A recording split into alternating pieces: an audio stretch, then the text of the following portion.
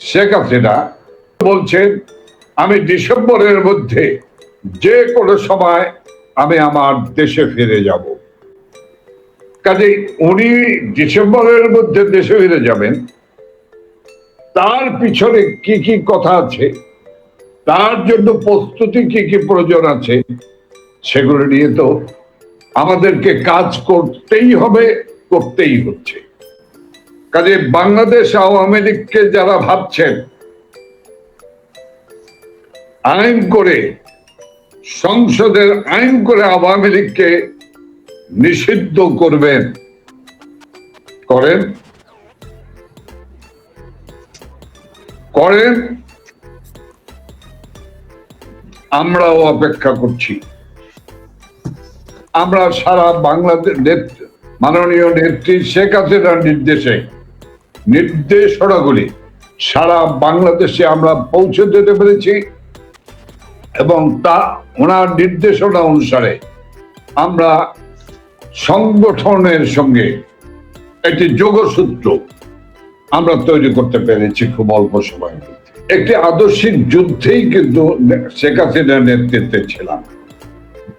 নেত্রী কিন্তু লড়াই করে গিয়েছেন, নেত্রী শেখ হাসিনা নিরন্তর লড়াই করেছেন, কত বড় কঠিন লড়াই করেছেন শেখ হাসিনা, আমাদের প্রিয় নেত্রী শেখ হাসিনা।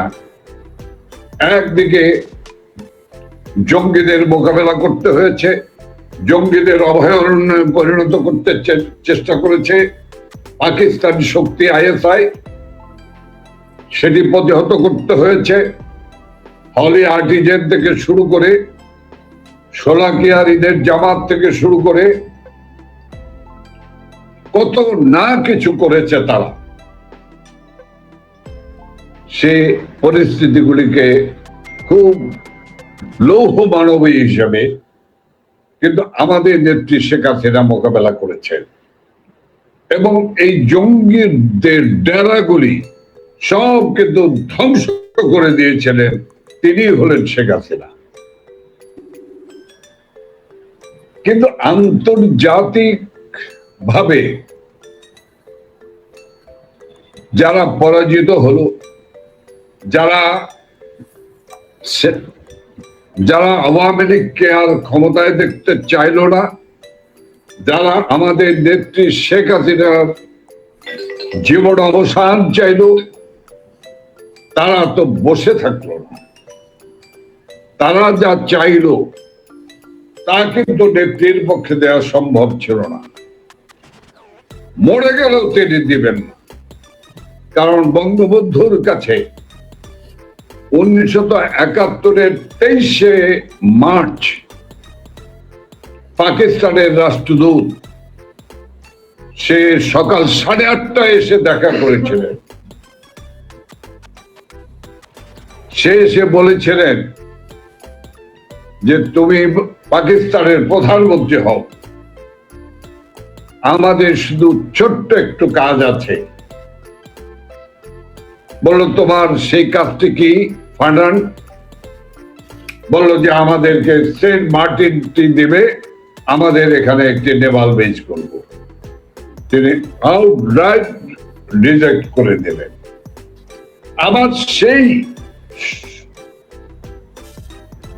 আবার তারাই বারবার চেষ্টা করেছে আমাদের প্রিয় নেত্রী শেখ হাসিনাকে দিয়ে, কিন্তু পারেনি। যার বঙ্গবন্ধুর রক্ত যার ধমনিত তিনি করতে পারেন না। এবং কি কারণে দেখা গেল, নেত্রী কিন্তু ওপেন বললেন যে সাদা চামড়ালারা আমার কাছে এই চাই, আমি দেব না, আমি ক্ষমতায় না থাকলেও আমি দেব না। যে ডিপ স্টেটের টাকা, বিশাল অর্থ এসেছে শেখ হাসিনা সরকারকে উৎখাত করার জন্য, সেই টাকা কোন কোন হেডে, কোন কোন খাতে বন্টন হয়েছে, এই বিষয়গুলি সবই আমরা জানি। বাংলাদেশ আওয়ামী লীগ একটি বিশাল ষড়যন্ত্রের মধ্য দিয়ে দিন অতিবাহিত করছে। আসলে যে পরিস্থিতির সৃষ্টি করলো, সে পরিস্থিতি এই ফ্যাসিস্ট ইউনূস সরকার এবং তার জঙ্গি বাহিনী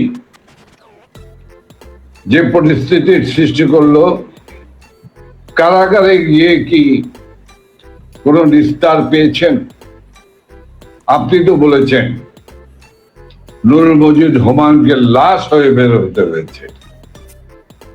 আমাদের শ্রদ্ধ নুরুল মজিদ হুমায়ুনকে লাশ হয়ে বেরোতে হয়েছে। রায় রমেশ সেন সহ অসংখ্য নেতা কর্মীকে লাশ হয়ে বেরোতে হয়েছে। অর্থাৎ তারা বাহিরে মেরেছে, হত্যা করেছে, কারাগারের অভ্যন্তরেও তারা হত্যাকাণ্ড ঘটিয়েছে। আমি আপনাকে বলতে চাই, আমরা কিন্তু আসলে একটা যুদ্ধের মধ্যে আছি, একটা যুদ্ধে লিপ্ত রয়েছি, এবং এই যুদ্ধটি কিন্তু সহজ যুদ্ধ নয়।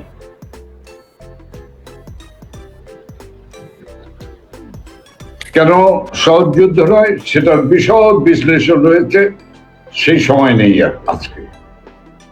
আমি সংক্ষিপ্ত ভাবে একটি মেসেজ দেব আপনাদের মাধ্যমে, যে বন্ধুরা, যে সহকর্মীরা, যে সাথীরা, যে ভাইয়েরা শুনছেন তার সবার উদ্দেশ্যে। সেটি হলো, একটি যুদ্ধে যখন লিপ্ত হয়, একটি যুদ্ধ যখন শুরু হয়, তখন যুদ্ধের কতগুলো কৌশল রয়েছে। সেই যুদ্ধের কৌশল হলো, কখনো যুদ্ধে 5 স্টেপ ফরওয়ার্ড মার্চ, কখনো কখনো 3 স্টেপ ব্যাকওয়ার্ড মার্চ করতে হয়, কখনো কখনো 4 step forward March, 5 step backward March করতে হয়। কখনো কখনো যোদ্ধাদেরকে নিয়ে কমান্ডারকে মার্ক টাইমের অর্ডার দিতে হয়। আবার সেই যোদ্ধাদেরকেই সবকিছু বিবেচনায় নিয়ে আবার বলতে হয় ডাবল মার্চ।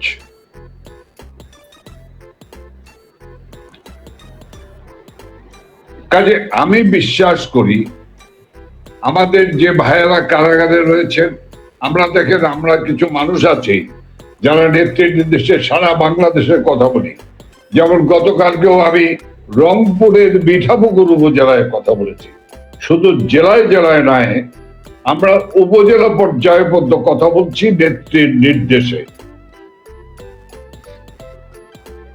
আমাদেরকে, কর্মীদেরকে, আমাদেরকে তো একটা হৃদয় দিতেই হয়, দিতেই হবে। কারণ আমাদের জন্য অপেক্ষা করছে একটি চূড়ান্ত ধাক্কা, আমাদের দিতেই হবে। কারণ এই দলটি বসে থাকার দল নয়। আমি কিন্তু পূর্বেই বলেছি, আজকে জামাত একটি শক্তি, জামাত শিবির একটি অপশক্তি, বিএনপি আরেকটি ক্ষমতাসীন শক্তি। আজকে যারা বাংলাদেশে যারা জামাতকে বিরোধী দলের মর্যাদায় এনে আওয়ামী লীগকে নিষিদ্ধ রেখে যারা করছেন, তাদের অশুভ উদ্দেশ্য আমরা জানি। তাদের অশুভ উদ্দেশ্য হলো বাংলাদেশকে একটি জঙ্গিবাদীদের একটি অভয়ারণ্য পরিণত করা। কাজেই সেই জঙ্গিদের বিরুদ্ধে আমরা লড়াই করেছি, 71 থেকে লড়াই শুরু করেছি, সে লড়াই চলছে, এই লড়াই চলবে। এই জঙ্গিবাদী সাম্প্রদায়িক অপশক্তির বিরুদ্ধে আমাদের লড়াই শেখ হাসিনার নেতৃত্বে চলবে। আমি আমাদের নেত্রী শেখ হাসিনা আমাদের প্রায়শই নেতা কর্মীদের সঙ্গে কথা বলেন এবং তাদেরকে সাহস, শক্তি, প্রেরণা যোগান। যে আমাদের নেতা কর্মীরা হলো আগুনে পড়া নেতা কর্মী। এই দলটি হলো যেমনি গণমানুষের দল, তেমনি এই দলটি হলো কর্মীদের দল। সকল সংকটে কর্মীরাই গুরুত্বপূর্ণ ভূমিকা পালন করেছে। 5ই আগস্টের পরও কর্মীরা সেই গুরুত্বপূর্ণ দায়িত্ব পালন করেছে। গ্রেপ্তার হয়েছে, আবার বেরিয়েছে, আবার মিছিল করেছে, বিক্ষোভ করেছেন, আবার গ্রেপ্তার হয়েছে। আজকে এই মানুষগুলির পরিবারগুলো মানবতার জীবনযাপন করছে।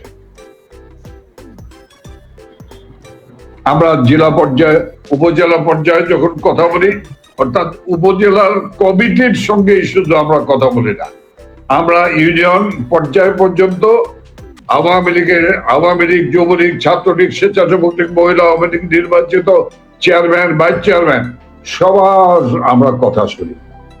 আপনাদের মাধ্যমে আমি আশ্বস্ত করতে চাই যে আমাদের প্রাণপ্রিয় নেত্রী আমাদেরকে নির্দেশনা দেওয়ার পর আমরা যে কথা বলছি, জেলার বিশেষ বর্ধিত সভা করছি, আমরা প্রায় জায়গাতেই আমরা কমিয়ে একদম শূন্য, অনেক জায়গায় আমরা শূন্যে ফিরিয়ে আনতে পেরেছি। শূন্য হয়ে গিয়েছে এই প্রতিযোগিতার জায়গাতে। কারণ দল সার্ভাইভ করবে, দল সার্ভাইভ করার পরে হলো প্রশ্ন হলো যে আমার মোহাম্মদপুরে কে নির্বাচন করবে, কে করবে না। দল সার্ভাইভ করার পরে প্রশ্ন আসবে যে কে কোন পদ, মোহাম্মদপুরের সভাপতি, সাধারণ সম্পাদক কে হবে আর হবে না। এ সময় ঝুঁকি নিয়ে কাজ করার লোকের একটু অভাব তো থেকেই যায় না। একদম। কাজে সেই কারণেও কিন্তু এই দ্বন্দ্বটা কিন্তু অনেক কমে এসেছে। দলের ভিতরে ঢুকে পড়া সে গুপ্তরা কিন্তু এখন আর নাই। ওরা কেউ কেউ ভয়ও পালিয়েছে, আবার কেউ কেউ যার যার জায়গায় গুপ্ত এখন উন্মুক্ত হয়ে গিয়েছে। সাজ্জেদ আলম, হাসনানদের মতো লোকরা যারা গুপ্ত ঢুকেছিল, হয়ে গুপ্ত ছিল, তারা কিন্তু এখন উন্মুক্ত হয়ে গিয়েছে। কাজে এই জায়গাটি দিয়ে কিন্তু আমরা এই মুহূর্তে খুব একটি সমস্যার মধ্যে রয়েছি। বিষয়টি এরকম না। তারপরে যদি আমরা পাই কোথাও, তাহলে আমরা আমাদের নেত্রীর নির্দেশনা রয়েছে, সঠিকভাবে প্রমাণিত হলে তাদের বিরুদ্ধে কঠোরতম ব্যবস্থা গ্রহণ করার সিদ্ধান্ত রয়েছে আমাদের। প্রাণের নেত্রী শেখ হাসিনা নারীর ক্ষমতায়ন করেছেন, এবং আপনি তো বললেন যে নারী কোথায় কোন কোন জায়গায় ছিল, আমি সেই বর্ণনা দিয়ে এখন বিশদ বর্ণনা দেওয়ার সময় নেই। তবে নারীকে যেভাবে ক্ষমতায়ন করেছেন, নারী কিন্তু রাষ্ট্রের, নারী সমাজ কিন্তু রাষ্ট্রের একটি পার্ট এন্ড পার্সেল হিসেবেই তারা মনে করতেন। আজকের প্রেক্ষাপটেও আমরা নারীদেরকে সেই উপজেলা ভাইস চেয়ারম্যান, কোথাও কোথাও ইউনিয়ন কাউন্সিলের চেয়ারম্যান সরাসরি নিযুক্ত হয়েছেন, মহিলা এমপি, সব মিলে আমাদের মহিলা আওয়ামী লীগ, যুব মহিলা লীগ, এই যে নারীরা রয়েছে তাদেরকে আমরা সংগঠিত করছি। এবং দেখেন, এই নারীরাই কিন্তু সাহসিকতার সঙ্গে সেই 5ই আগস্টের পর থেকে কিন্তু রাস্তায় মিছিল করেছে, গ্রেপ্তার হয়েছে, এবং শিয়াল কুকুরের মতো পেটিয়েছে ওরা এই ফেসিস্ট ইউনুস বাহিনী। 32 নম্বরে যাওয়ার অপরাধে এই তো সেদিন একটি ছোট্ট বাচ্চা শিশু কোলে নিয়ে তাকে কি করলো। এবং শুধু তাই নয়, আরেকটি মহিলা, বেশ কিছু মহিলা তারা 32 নম্বরে যাওয়ার চেষ্টা করলো, শ্রদ্ধা নিবেদনের জন্য তাদেরকে গ্রেপ্তার করা হলো। তাদেরকে কোর্ট জামিন দিল, আবার কোর্ট আবার তাদেরকে শোড অ্যারেস্ট থেকে আবার গ্রেপ্তার করলেন। আপনি আসেন 5ই আগস্টের পর ছাত্রলীগের যে মহিলা নেত্রীরা গ্রেপ্তার হলো, তাদের উপর জানেন যে কি অত্যাচার নির্যাতন করেছে, থানায় করেছে, রাস্তায় গ্রেপ্তারের সময় করেছে, ক্যারিগঞ্জ কারাগারে নেওয়ার পরে করেছে, ইন্টেনশনালি করেছে। এবং এই মহিলাদেরকে এমন অন্যায় আচরণ করেছে যা আমি এখন মুখে আনতে পারবো না, এবং তাদেরকে বিভিন্ন সারা দেশের জেলখানাগুলিতে ছড়িয়ে ছিটিয়ে দিয়েছে। এমন একটি জালেম এই ফ্যাসিস্ট ইউনুস, রক্ত পিপাসু ইউনুস, লুটেরা ইউনুসের অধীনে বাংলাদেশ সব পড়ে বলছিল বাংলাদেশ।